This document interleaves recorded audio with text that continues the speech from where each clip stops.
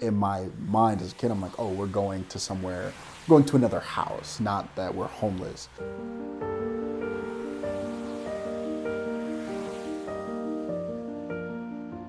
I don't, it was kind of fuzzy, but I do remember the first day of 5th grade, so the night leading up to that, we slept in our car in a McDonald's parking lot, and I remember getting dressed for school in the McDonald's bathroom. My youngest daughter has a chronic illness, and I was missing a lot of work. I lost my job. Eventually, I was depending 100% on child support, and that stopped. Her dad lost his job. My son was at a school that we loved. He had struggled with school, and I just knew God wanted me to keep him in the school. We had food stamps, but you can't cook in a car. And you can't buy cooked food with food stamps. We brushed our teeth, washed ourselves in the McDonald's bathroom. I cushioned the kids in the back, and they just kind of laid in there any way that they could. People have a general conception of those experiencing homelessness being the ones that are on the street corners panhandling. There's also a stereotype that those experiencing homelessness are drug addicts or have some type of significant mental illness. That's really not your typical person that is homeless. They're the waitresses that are waiting on you at the restaurant you're going to. They're the medical receptionist checking you in at the doctor's appointment. It's really anywhere. My sister's place is a homeless shelter. We serve single women and women with children who are experiencing homelessness. We work with our women to help them get back on their feet. So we are a place where they can come and rest their heads at night and not have to worry about where they're gonna sleep, and just have all of their essential needs met. We hope to restore hope in the women that come to us through case management, assistance with transportation. We have nightly devotions. We like to spread the word and the love of God. We just want to make them whole again. We do an assessment with them where they sit down, they set goals, they work on those goals weekly. Short-term goals, long-term goals. So it's kind of communal living. So a lot of, we have 6 bedrooms, we have shared bathrooms, a shared kitchen and living room. So, you'll see kids running around, playing. We have a playground for them outside. They have dinner together. I had slept in my car before. I had done that before, but I'd never lived in a homeless shelter. We all three shared our bedroom, but we had way more room than we had in our car. We had home cooked meals every night. We had devotion every night. Just good stuff, and just visits that we would sit around and just fellowship and laugh and talk, and we shared responsibility for the kitchen and the cooking. And we went to church. There was a man named Mr. Kim.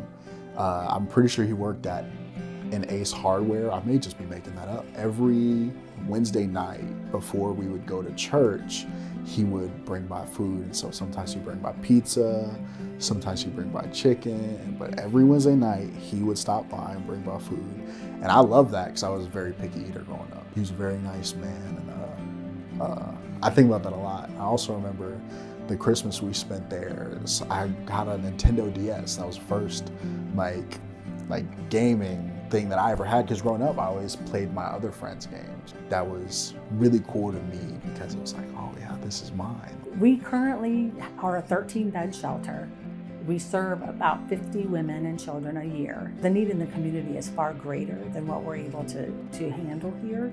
We have over 500, I think the last number was 564 people that qualify to receive services from my sister's place. If space was no limit, we could serve 564 more people year to date.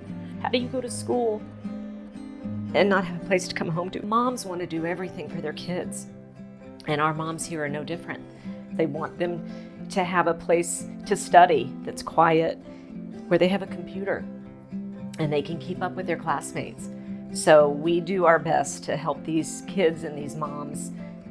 They just need a break. They just need a place to land for a little while until they can get on their feet.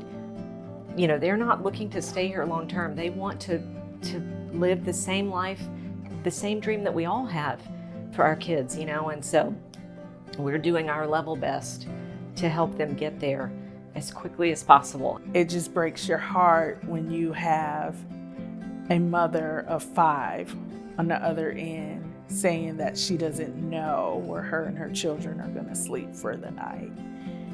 And you're full to capacity.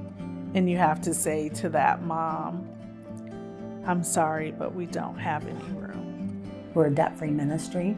So we want to maximize the space that we have here. And so we're looking at expanding, adding more shelter beds, more shelter space, and also transitional housing units. That will expand, our shelter space will expand from 13 beds to at least 36, potentially 48.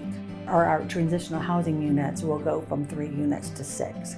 We don't receive government funding, so we are always grateful for any donations, food, blankets, just in any way that you can give back. We're always grateful for that. I have been amazed at people that live in Hall County. They're always asking, how can I help? What can we do? And of course we need funding. We're a 24/7 facility, so having staff here overnight, 7 days a week, there's a lot of operational expenses. We have a boutique. It's called My Sister's Resale Boutique, and it is super cute. So if you shop there, that helps us. Our residents get to shop there, obviously at no charge. My Sister's Place is accredited by the Evangelical Council on Financial Accountability. So not only are we a debt-free ministry, we also are accountable to an outside agency that evaluates our finances and makes sure that we're operating to a high standard. We have an 89% success rate, meaning that 89% of our ladies that leave the shelter are leaving to permanent housing. We integrate biblical teachings and biblical support into our services with our residents. And so as a person of faith, as a Christian myself, that means a lot to me to really have the opportunities to pour into the women's lives, to really be able to facilitate a loving environment where they may be introduced to God for the first time, or maybe in the experience that they've had in homelessness, they've really kind of felt like God abandoned them. We've actually had residents that have told us that God doesn't love me, doesn't care about me, or I wouldn't be in this place. And so we really have an opportunity to restore hope in their lives, to really show them that, no, God does love you. Right now, I'm doing pretty good. I am going to be leaving for Spain in about a month for a Fulbright to teach English. I just recently graduated in August with my Master's of Art in Teaching. So I am a licensed teacher of 5 through 12 English and English language arts, and I'm certified to teach English as a second language. After leaving, there was a lot of perspective about we've come a long way. Since leaving My Sister's Place, I wanted to help people. We were helped in ways that I can't even describe by people, some of which aren't even, with us anymore. They've gone to be with the Lord. And so that has been my passion, has always been to help people in the way that we were helped. Those 6 months in My Sister's Place, it has become like a dividing point in my life. It's almost like I've been a believer in Christ, a follower of Christ since I was like 13 years old. But I never knew what it meant to truly surrender my life to the Lord, to say, okay, God, whatever you want. It made all the difference for me. And I think my children, I know for sure my children have benefited for the better.